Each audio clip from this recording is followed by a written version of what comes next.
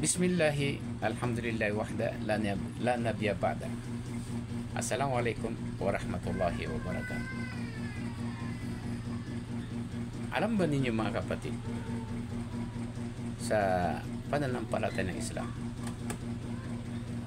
ang Propeta Muhammad sallallahu alaihi wasallam may itinuturo na dua na kapag ito ay pananatilihin natin lagi sa pagdudua, sarili natin, kamag-anak natin, asawa, anak, at mga pamilya, apo, ay ilayo tayo sa Allah subhanahu wa ta'ala. Ilayo tayo ng Allah subhanahu wa ta'ala sa mga sakit, gaya ng sakit sa balat, sakit sa pag-uutak, sakit sa utak, at sakit ng tinatawag sa Tagalog na tinatawag sa Tagalog na kitungin.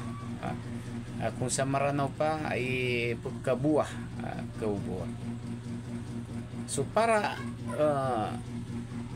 mapalayo tayo sa mga ganun na mga klaseng mga uri na mga sakit, at yung pinaka mabigat na sakit. Itong dua kapatid, ibago ko lang ito, alam ko na ito dati, kaso ngayon ko lang ito na-discover na ito pala ay napakahalaga sa bawat isa sa atin, kaya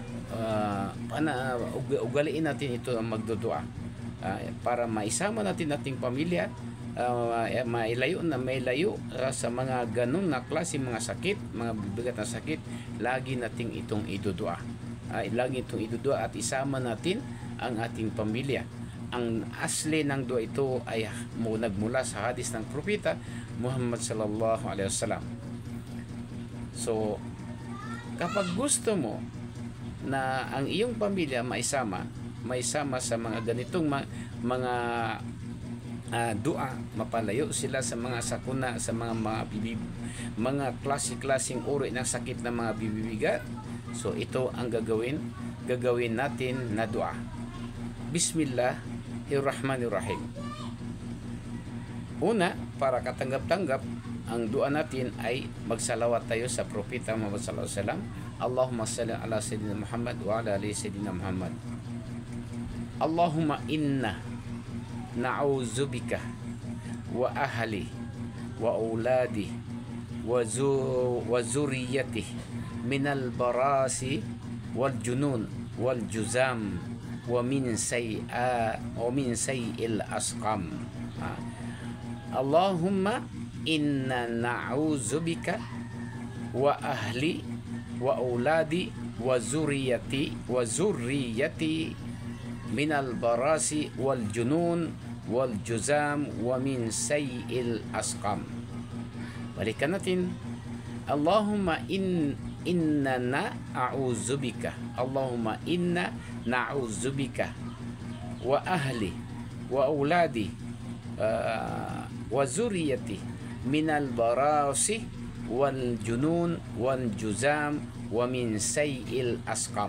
Na ibig sabihin nun, Allahumma inna na'udzubika, o aming Panginoon, kami nagpakupkup, ako ay nagpakupkup, kami ay nagpakupkup sa iyo at ang aking pamilya, mga anak, mga apo, mula sa sakit na baras, sakit ng balat, psoriasis o anong klase bang mga sakit, minal barasi wad junun, at sakit sa utak, yung kabaliwan, wal juzam, at sakit na kitungin, yung tawag doon, nag-aagnas yung kanyang katawan, tapos